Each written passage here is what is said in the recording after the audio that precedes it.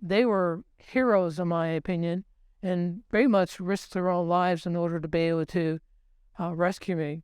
My name is Stephen Davis. I'm fortunate to be alive. I think it is a miraculous thing. I like to give glory to God as well as to the firemen that are here. On Thanksgiving night, 2022, we responded to the report of a structure fire with actually a house explosion is what it came in as. 10-4, radio's clear on engine 10, engine 22, truck 22, rescue 23, squad 7, battalion 5, battalion 1, on fireground 1 for a possible explosion. The caller's home is on Abbott Lane. She states the house behind hers exploded and it is on fire. Thanksgiving evening, my house caught on fire. When I had awoke, I recognized that there was a lot of smoke in the road. Immediately, I thought, I might not survive this. Bucket 303. It's going to be looks like the street behind that address, and the house looks fully involved. Battalion 1, are you clear on that traffic? As I was doing a walk around the backside of the house, get around the backside of the house, there's heavy fire through the roof of the kitchen, through the roof of the living room, and we had propane tanks that were actually lighting off and blowing off gases over top of the heads of us. So that was where the explosion came from, where the propane tanks were exploding around the back. There was a brand new car in the driveway, and we noticed that it looked like it had driven recently. It was shiny. It was Thanksgiving night. People are going to be home after having Thanksgiving dinner, and we decided to do an aggressive interior search. So Rescue 23 went in the front door. We got assigned with search, so we went, masked up, forced the door. As soon as we made entry into that front door, we had flames coming up over the roof. The fire was already significantly involved in the kitchen, burned into the living room. There was flames across the ceiling, running down the walls. Some of the furniture in that room had even auto-ignited, which means that the furniture itself had caught on fire just from the radiant heat.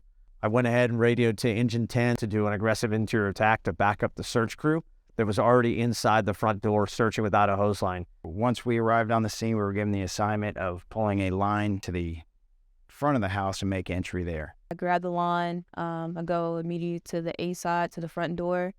So I started to mask up. By the time I got my mask on, started to put my gloves on, Captain Gray came around and was calling for a ladder. Captain Gray came around towards the engine and said, Luke, I need a ladder to the alpha side of the building. I grabbed the extension ladder, threw it up on my shoulder, and as I was making my way to the building, I could see the victim starting to come out the window, and by the time I actually got there, his feet were hanging out. So I threw the ladder up against the building a little to the left of the window, and I was able to scoot it to the right. I went up the ladder. The guy, he was in the window. I told him to turn around, put his legs on the first rung, and I guided him all the way down the ladder. When we got to the bottom of the ladder, he was like holding on really tight, like he was still at the top of the ladder. Apparently, he used every bit of his energy getting down that ladder. At that point, he didn't hear a word we were telling him.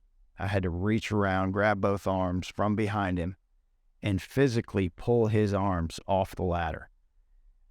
Once we pulled him back, I held on to him, and then he started to slump over, and it felt like his body was locking up. We were able to wave the ambulance crew over so that we could transition him onto the stretcher. We went into that second bedroom, searched it real quick, noticed that the smoke was being pulled out one of the windows, noticed that the window had been broken. I stuck my head out the window and I saw a ladder in place there. Put the pieces together, realized that he had managed to climb out this ladder, probably thrown by Engine 10. I could see him getting onto the stretcher with Puckett at the end of the driveway. At that point, we were concerned about ourselves because there was an intense amount of heat. I could feel my ears starting to prickle, starting to get red, which is normally a sign that it's getting to the point that it's dangerous. We went and shut the door to that bedroom. We isolated that room, which allowed that heat and that smoke to exit out of the bedroom, out the window, gave us a little bit of a reprieve. I put my head out the window, and I hollered down at Lieutenant DeJames, who was just now coming back, and they were starting to pick up their hose line. I let him know, hey, it's really hot in here. This fire's starting to get away from us, and we need him to come in quick. We knew we had a crew inside, and we needed to be back on the line for fire attack. We literally just went back to the line, went up the stairway. The kitchen was right in front of us. I started putting water in the kitchen. The James started pulling ceiling. When he started pulling ceiling down, we noticed there was fire in the attic space. So we started putting water up there, and that's pretty much all we did was just trying to cool the whole space, and making sure we can get that search crew back out. And we had heavy fire above us, behind us, but we knew where our crew was, where our search crew was down the hallway. So our main focus was just to keep that in check so that we could get them out safely also. They picked up that nozzle, came inside, started knocking the fire back. At that point, we exited the room that we had been isolating in, tying it with the Squad 7 crew that had arrived. Finished our search of the structure and were able to find that there was nobody else in the building. Radio called us on and asked us to exit the structure in order to give a cyanic kit to the patient. The cyanic kit enables the rapid expulsion of carbon monoxide and other harmful gases that infiltrate the blood during a house fire. I administered the cyanic kit to the patient in the back of the ambulance. Puckett's ambulance crew handled all the other treatment. We transported the patient to the hospital. The injuries that I received were pretty severe. I was in ICU for 11 days. There's a picture of me. You can see my tongue is black, and I was told my lungs were damaged, and certainly I had inhaled a lot of smoke. I was probably on oxygen for a month, the 11 days that I was in the ICU, and then I had a mobile unit that I carried around for several weeks. The house was completely destroyed. We think that it started on the porch and then spread into the kitchen, and then spread into the attic and also the dining room.